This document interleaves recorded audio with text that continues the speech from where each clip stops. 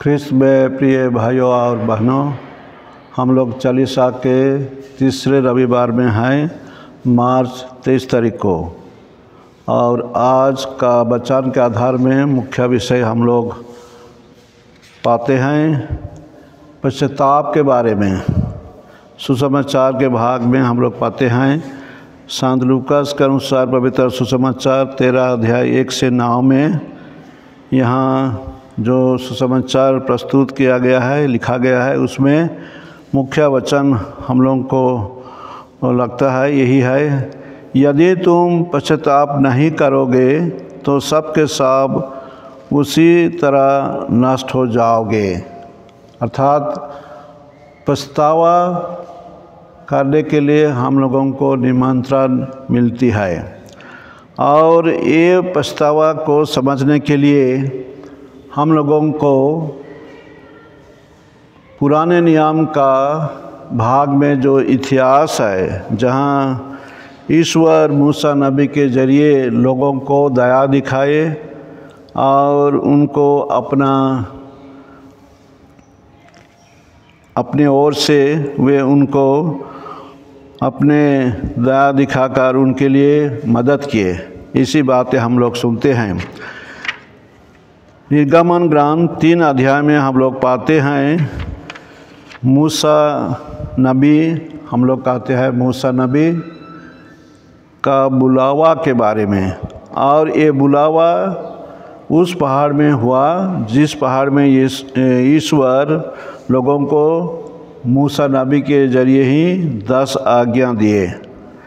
और ये पहाड़ में ईश्वर अपने को प्रकट करते हैं, और मूसा नबी जब उनको पूछे कि आपका नाम हम क्या बताएंगे लोगों को, तो वे कहते हैं, मैं तुम्हारा पिता का ईश्वर हूँ, इब्राहिम, इसहाक तथा याकूब का ईश्वर। और वे प्रतिज्ञा करते हैं, उनको दुख तकलीफ में वे निकाल लाए हैं, वैसे ही वे उनको भी निकाल लाएंगे। मैंने मिस्र में रहने वाली अपनी प्रजा की दयनीय दशा देखी और अत्याचारियों से मुक्ति के लिए उनकी पुकार सुनी है। मैं उनका दुख अच्छी तरह जानता हूँ। मैं उन्हें मिस्रियों के हाथ से छुड़ाकर और इस देश से निकालकर एक समृद्ध तथा विशाल देश ले जाऊंगा, जहां दूध तथा मधु की नदियां बहती हैं। ये वचन हमें संकेत देता है, याद दिलाती है इतिहास में इस्राएली लोगों को कैसे ईश्वर अपनी प्रजा, अपने में लोगों के जैसे व्यवहार किए, उनको दयनीय परिस्थिति में उनको उद्धार किए। ये घटना हुआ मिस्र देश में। वैसे ही अभी भी यीशु ख्रिस्त के ज़रिए हमें वही प्रतिज्ञा किए हैं कि जो पछतावा करेगा उसे नष्ट होना नहीं पड़ेगा। उसके पहले हम लोग देखते हैं मूसा नबी को जब वे अपने बारे प्रकट किए तो कहते हैं, उनके नाम के बारे में पूछा गया तो कहते हैं, तुम इस्राएलियों को यह उत्तर देना, जिसका नाम सत है, उसी ने मुझे भेजा है। इसके बाद ईश्वर ने मूसा से कहा, तुम इस्राएलियों से यह कहोगे, तुम्हारे पूर्वजों के ईश्वर इब्राहिम, इसहाक तथा याकूब के ईश्वर प्रभु ने मुझे तुम लोगों के पास भेजा है।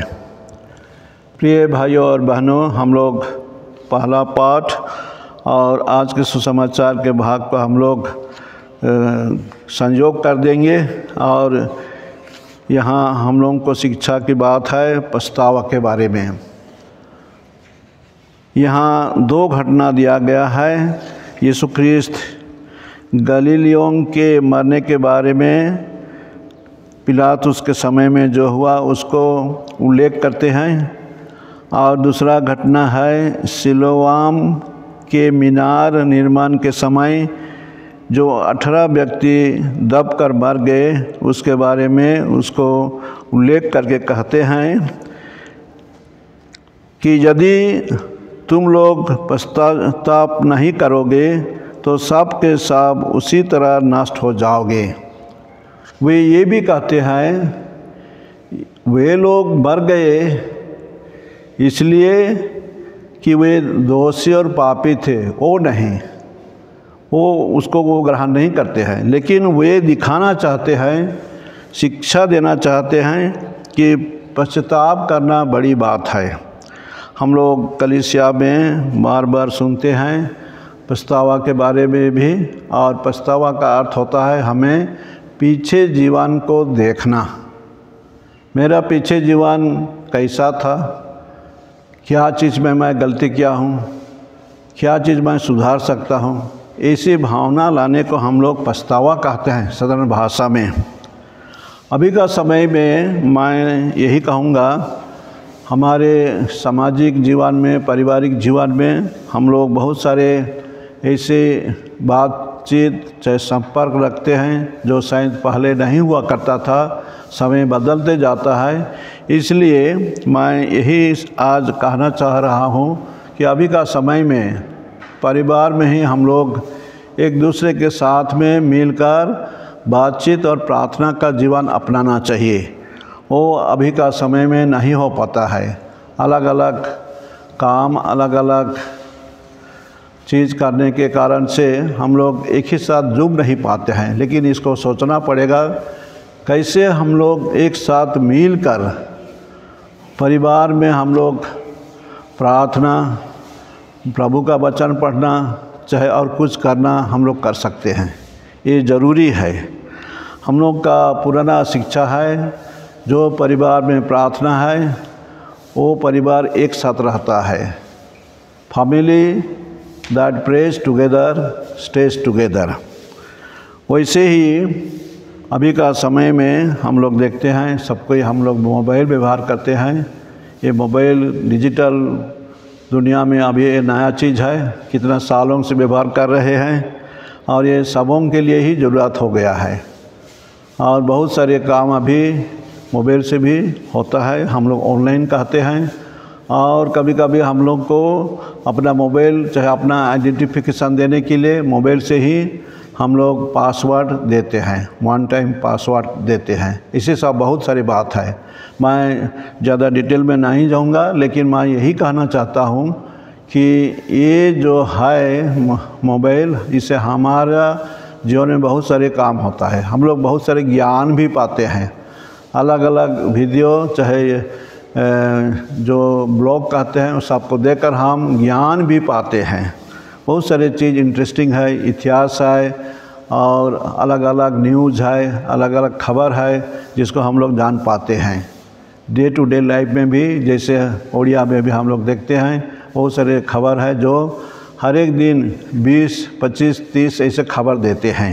ये तो खबर की बात है, लेकिन उसी के साथ में हम लोग भी देखते हैं अश्लील पिक्चर सब, जो कि हमारे आध्यात्मिक जीवन के लिए चुनौती है।